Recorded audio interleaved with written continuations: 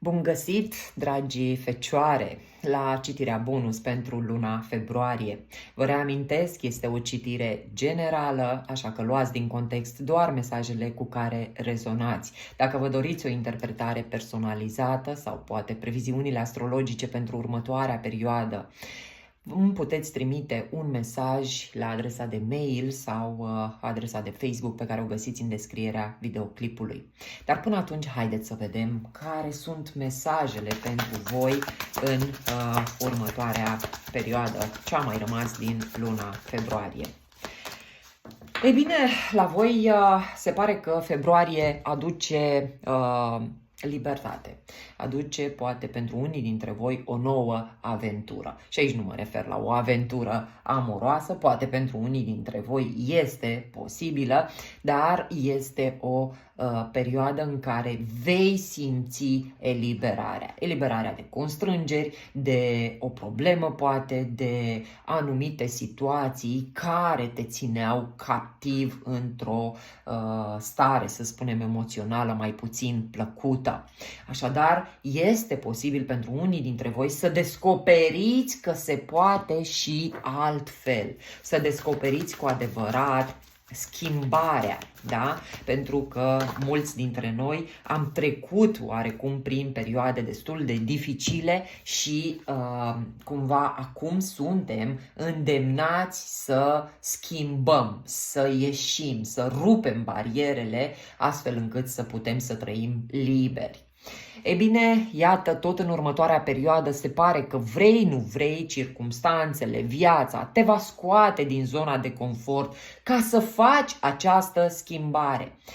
Ei bine, zona de confort este de fapt obișnuința. Acele obișnuințe, să spunem gesturi, cuvinte, oameni, locuri cu care noi suntem obișnuiți. Chiar dacă ne este bine, chiar dacă nu ne este bine și noi simțim că e nevoie de o schimbare, stăm acolo pentru că e confortabil, e zona cunoscută, iar creierul nostru se simte cel mai bine acolo unde cunoaște. Se pare că e nevoie de schimbare la noi toți, iar pentru voi, în mod special, cărțile mi-anunță că următoarea perioadă vine cu provocări, cu situații noi care îți vor da această libertate și te vor scoate din zona ta de confort. Să vezi că se poate și altfel. Este poate pentru unii dintre voi o situație destinată să se întâmple.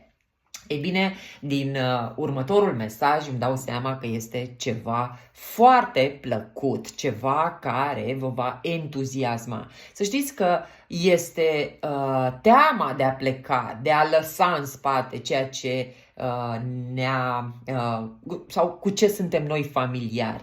Dar în momentul în care ne dăm voie să cunoaștem oameni noi, să vedem și locuri noi, totul devine foarte, foarte plăcut. Și se pare că la voi aici va fi o adevărată plăcere.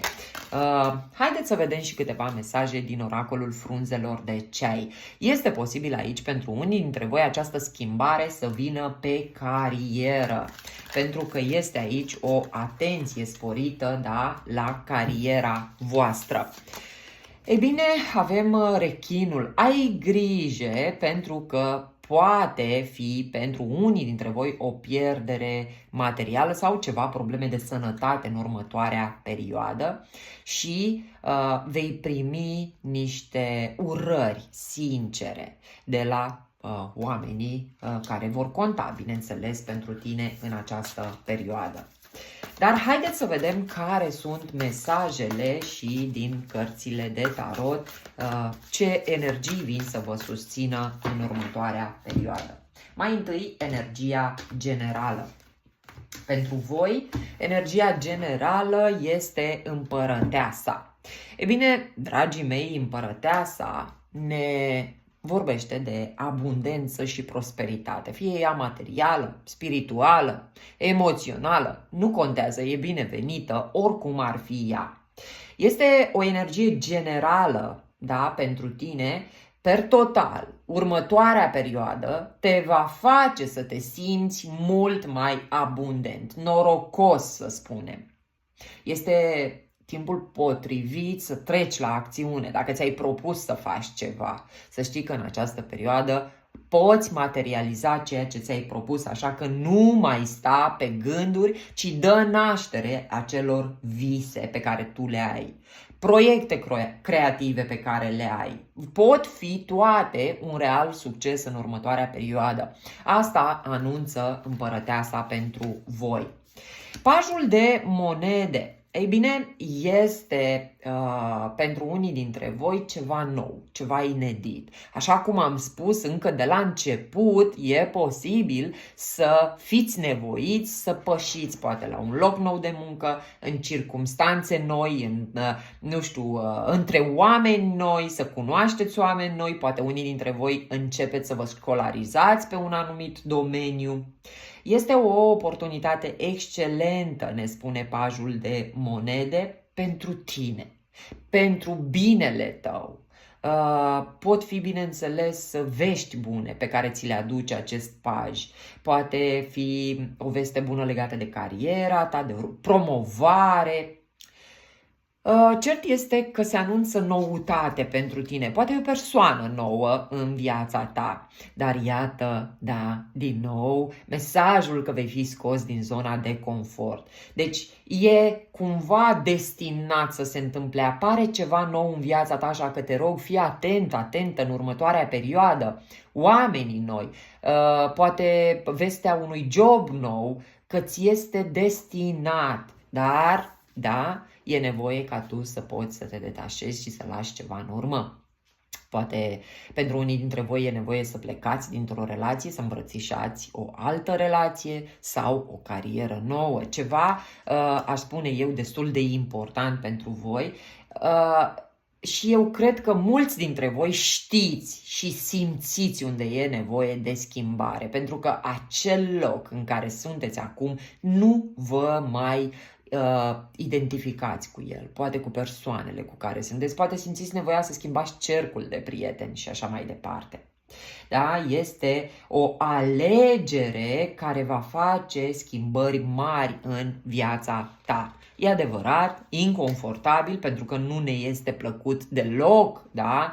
Atunci când e nevoie să explorăm teritorii noi, dar de cele mai multe ori sunt benefice.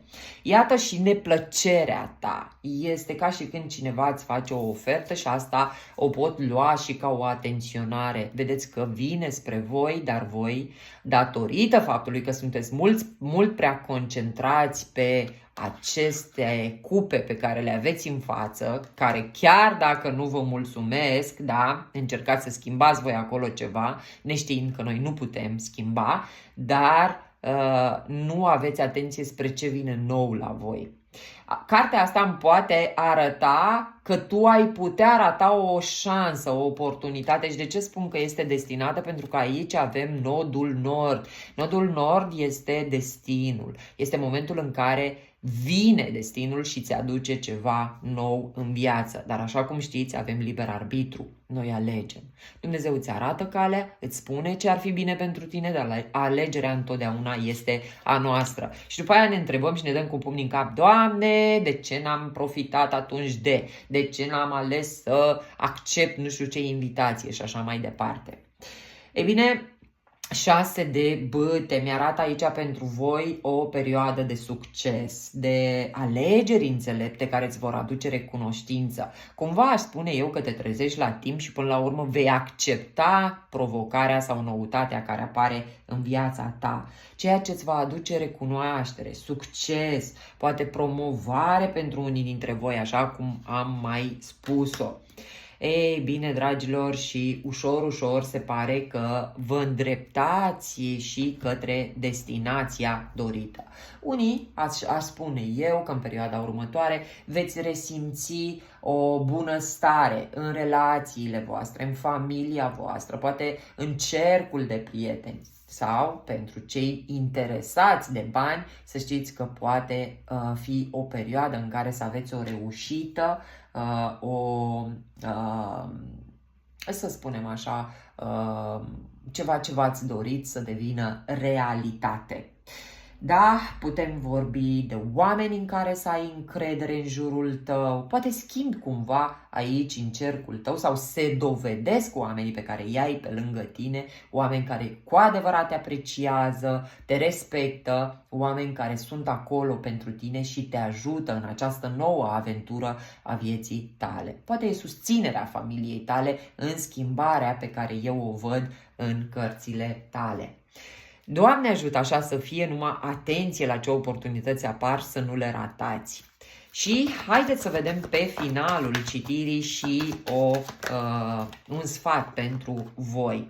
Iată, creează, fii cât se poate de creativ în următoarea perioadă. Dă-ți voie să materializezi toate acele gânduri. Nu e nevoie doar să le avem în gând, da? E nevoie și de cuvinte și de acțiuni ca noi să putem să materializăm. Așa că dă-ți voie, pentru că perioada te poate susține să reușești ceea ce tu ți-ai propus. Pentru că fiecare ne-am propus diferite chestii, da? Fiecare are un off, să spunem. Așa că eu vă urez succes, dragii mei, o perioadă minunată și nu uitați că aștept cu mare drag în secțiunea comentarii mesajul vostru. Vă pup!